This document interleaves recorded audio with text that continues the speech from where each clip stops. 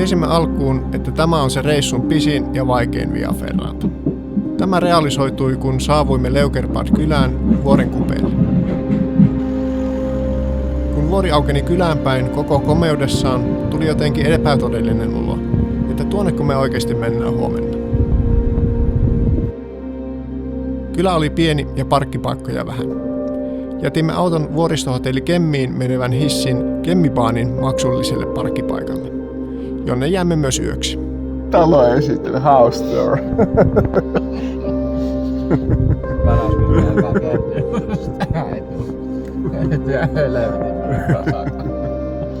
Alamme suunnitella lähtöä.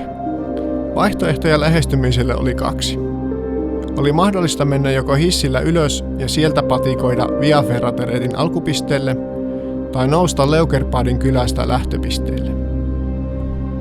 Valitsimme jälkimmäisen, koska emme oikein löytäneet hyvin englanninkielistä tietoa hissireitistä. Näin jälkikäteen tämä oli virhe. Nousu oli rankka, jyrkkä ja siihen tuhraantui paljon aikaa. Olisi ollut järkevämpää lähteä ylhäältä ja säästää paljon energiaa ja aikaa varsinaiselle Via Ferrata-reitille.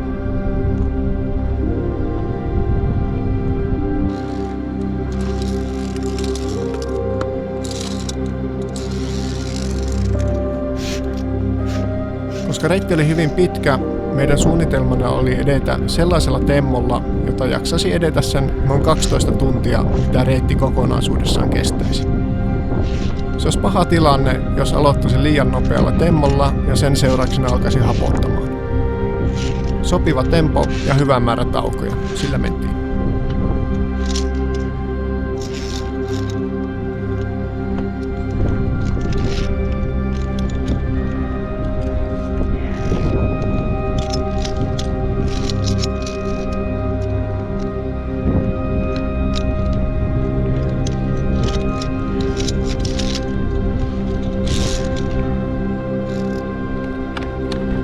Taas kerran meillä oli tuuria sään kanssa.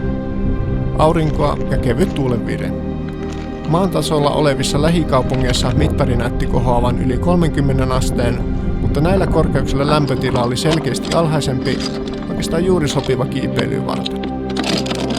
Maisemat oli upeat ja fiilis hyvä.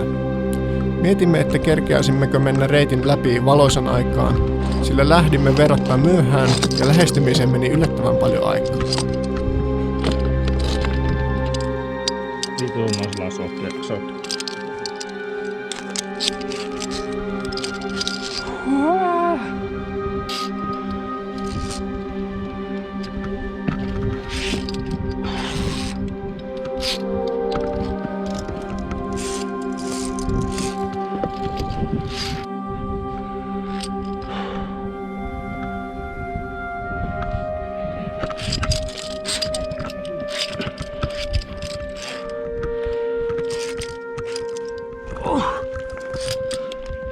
Pahin kohta tähän mennessä. Pitkillä patikoilla pystyy vajoamaan tietynlaiseen tilaan, mitä me Antin kanssa kutsumme zombimoodiksi, missä vaan talsi eteenpäin autopilotilla nollataulussa. Mutta täällä kiivetessä täytyy pysyä koko ajan keskittyneenä tekemiseen. Ei virheitä.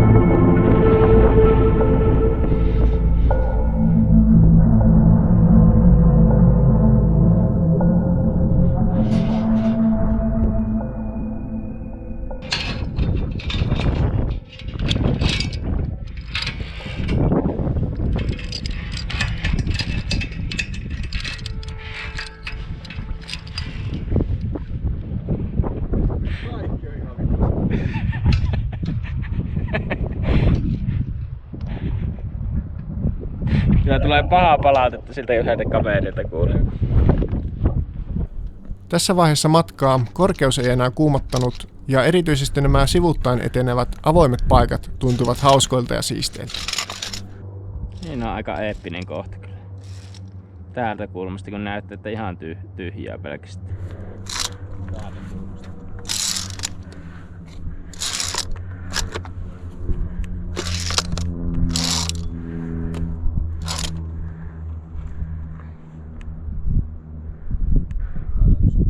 Siisti fiilis. Niin, tässä on taas avautuu tämä maisema. Mutta jotenkin ei kuumota niin pahasti. Nämä on vanhoja tuttuja nämä. Se voi olla pahakin kyllä välillä, jos ei kuumota. Tää on hyvä. Nyt jälkikäteen tästä katsoin niin hui helvetti. Jep.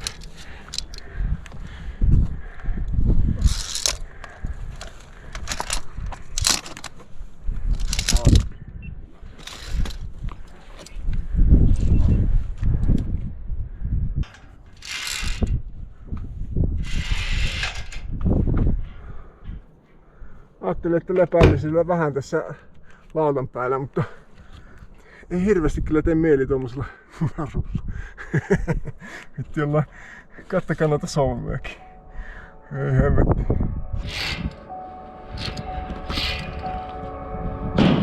Näillä paikkeilla oli reitissä pieni välivaihe, jossa oli vielä mahdollista palata takaisin Leukerbadin kylään tai sitten jatkaa Via Ferrata eteenpäin. Me tietysti jatkoimme, mutta katsomme kun pari muuta kääntyy tässä vaiheessa takaisin. Ehkä he kokivat, että aikaa ei olisi tarpeeksi koko reitin menemiseen.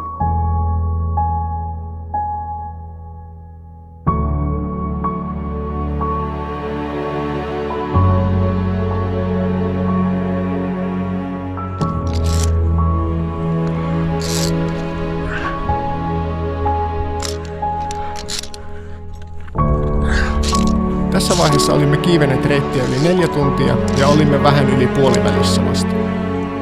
Tuntien edetessä ja voimien kuluessa täytyy olla koko ajan skarppina sen suhteen, ettei keskittyminen herpaannu ja tee virhettä. Askel askeleelta sitä mietti mielessään, että ota tämäkin kohta tarkasti, ei virheitä.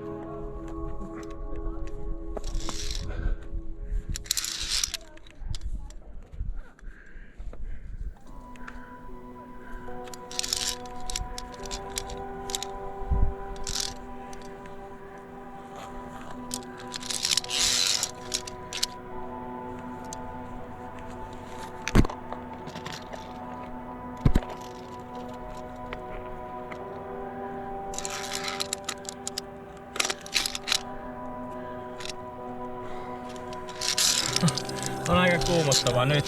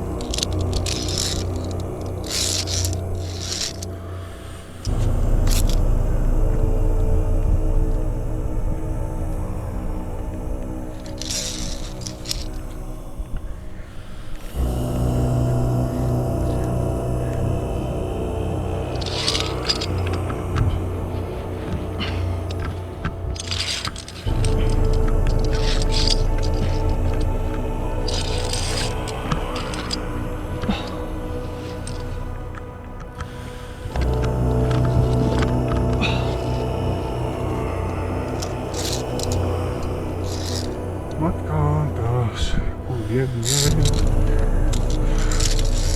suuntava eteenpäin.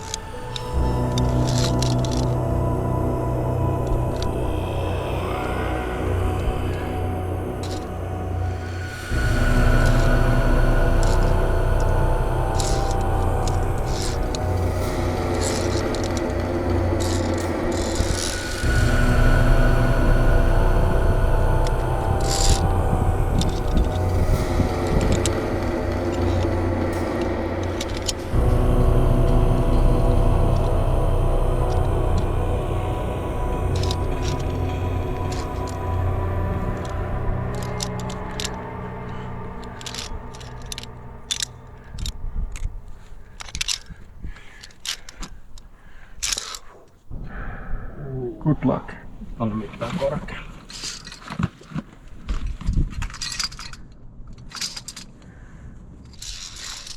No vai.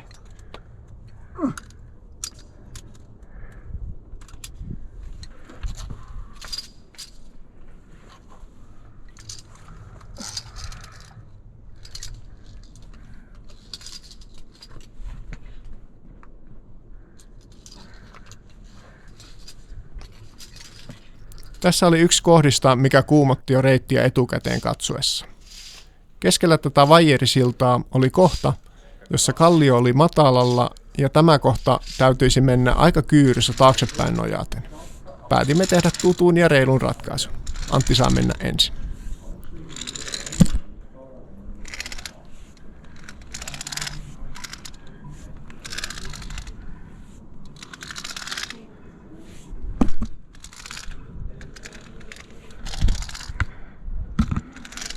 Ei kohta vähän jännitti, kun niin vitun pitkä.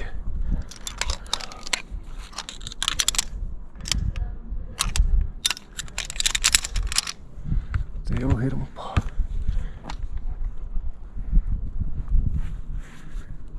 Niin.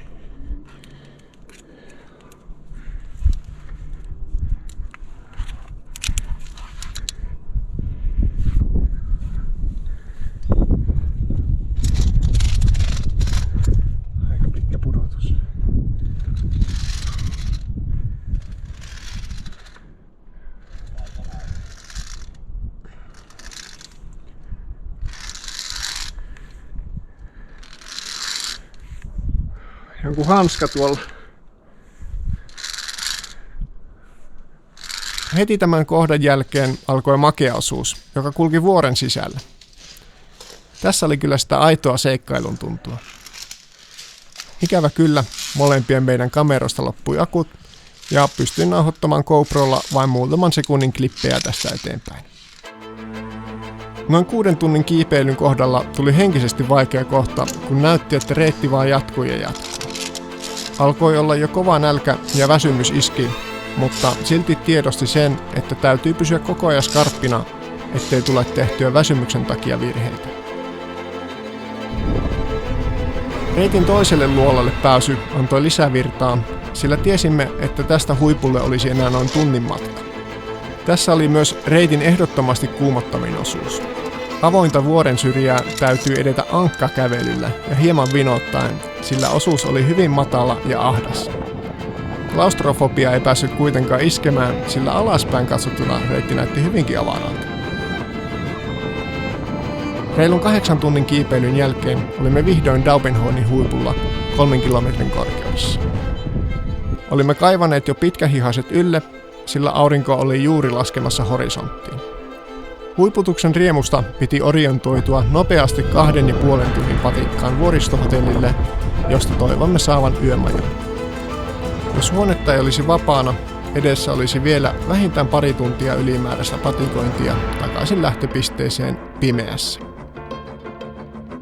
Vuoristohotellin valot alkoivat kajastamaan, kun viimeiset auringonsäteet hävisivät. Alun huonosti merkattu ja irtokivinen laskeutuminen muuttui mukavan tasaiseksi poluksi. Saavutimme Kemmi-hotellin 9:30 illalla rähjäisinä, likaisina ja hieltä haisevina. Kävelimme respaan hotellin ravintolan läpi, jossa oli sopivasti käynnissä täyteen puukattu viini-ilta.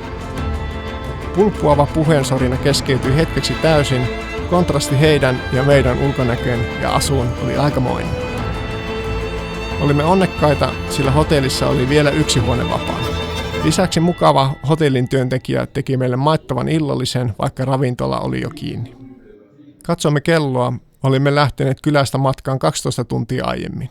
Aikamoinen seikkailu.